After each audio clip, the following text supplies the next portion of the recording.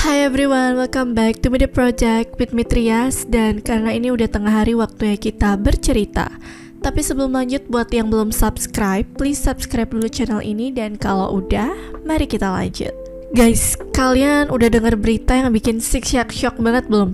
Ini cukup viral, seorang remaja di Medan terekam CCTV melahirkan di warung sendirian. Bener-bener sendirian guys, tanpa bantuan medis plus gelap-gelapan pula. Sangat tidak layak sekali tempatnya untuk melahirkan. Dan lebih syoknya lagi, dia itu lahirannya berdiri, abis itu dia langsung jalan lagi kayak gak terjadi apa-apa. Kaget gak? Pastinya para moms yang udah ngerasain juga ikut kaget dong ya. Karena aku pun yang belum merasakan hal itu, ngelihatnya aja udah kayak ngilu gitu, kayak aduh sakit banget pasti. Dan ini gimana bisa, kayak bayinya brojol numpang lewat gitu. Anehnya lagi, fenomena kayak gini gak sedikit terjadi pada remaja guys. Kok bisa ya? Let's go kita bahas. Kita langsung ceritain aja ya. Jadi guys, kejadian viral ini terekam CCTV. Ada seorang remaja berinisial AL yang diketahui masih duduk di bangku SMK. What? SMK? Wow, oke. Dari rekaman CCTV memperlihatkan dia itu mondar-mandir di warung kosong yang udah tutup maksudnya.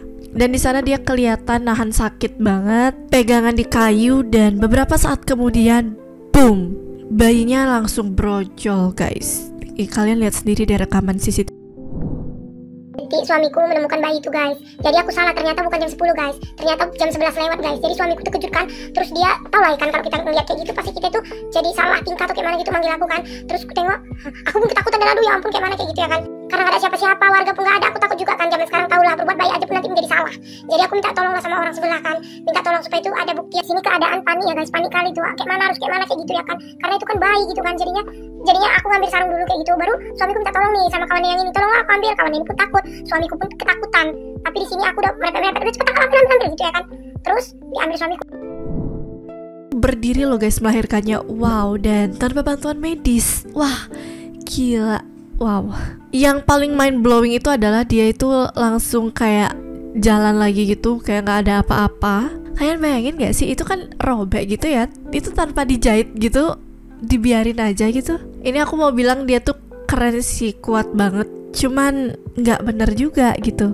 Karena apa? Karena bayinya dia tinggal dong di depan rumah warga sampai akhirnya ditemukan dan dibawa ke bidan. Nah ini manusia yang tidak bertanggung jawab dan tidak siap memiliki anak ya pemirsa. Makanya pikir-pikir dulu ya sebelum bertindak. Jangan sampai nyesel ataupun ngelakuin hal-hal yang beresiko kayak gitu. Nah menariknya yang mau aku bahas di sini adalah kok bisa habis melahirkan langsung jalan. Karena kan yang kita ketahui bersama perlu pemulihan atau recovery gitu ya. Apalagi ini tanpa bantuan medis.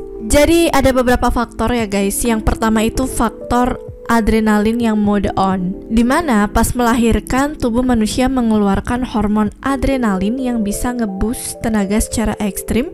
Ini kayak fight or flight mode yang bikin tubuh bisa tahan rasa sakit dan langsung gerak meskipun baru aja ngalamin sesuatu yang super berat.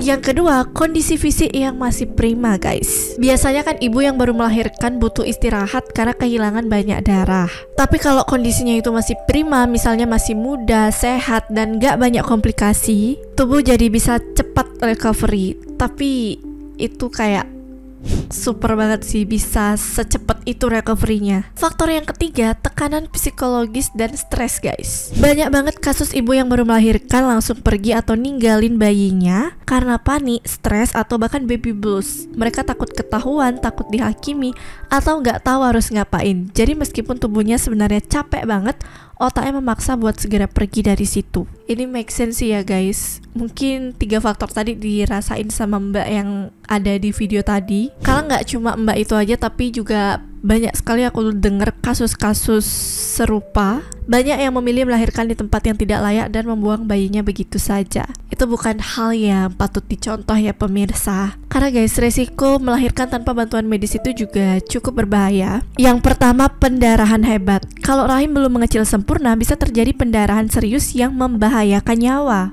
Yang kedua, bisa menyebabkan infeksi. Nih buat para moms yang udah berpengalaman pasti paham ya guys, kalau tempat melahirkan itu harus di steril. Kalau sampai melahirkan di tempat yang tidak layak atau nggak steril, itu bisa bikin infeksi parah. Karena kita nggak tahu ya banyak kumannya di sana. Next, last but not least, cedera pada organ dalam. Jadi tanpa perawatan medis, rahim atau bagian lain bisa mengalami cedera tanpa disadari.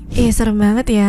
Please jangan sampai kasus-kasus kayak ini terjadi kembali deh ya. Pikir-pikir lagi sebelum bertindak, takutnya risiko yang berbahaya tadi mengintai kalian. So guys, from this case kita bisa belajar kalau pendidikan seksual itu nggak bisa dianggap tabu lagi, tapi itu penting untuk dipelajari ya. Remaja harus punya edukasi yang cukup soal kehamilan. Takutnya kalau edukasinya itu nggak cukup, bakal terulang lagi kasus-kasus serupa dan banyak bayi yang akan diterlantarkan. Yang kedua, jangan malu untuk mencari bantuan ya guys. Kalau misalnya mengalami kehamilan yang tidak direncanakan, cari bantuan ke pihak yang tepat. Jangan sampai berakhir kayak kasus ini ya. Nah ini juga penting banget, masyarakat harus lebih peduli. Jangan cuma bisa ngejudge, tapi juga harus kasih solusi dan dukungan. Karena sebenarnya banyak dari mereka yang butuh bantuan, bukan cuma hukuman. Jadi guys, itu dia pembahasan tentang kasus yang lagi viral. Dan fenomena ini bukan sekedar buat tontonan viral aja, tapi juga harus bikin kita mikir ya.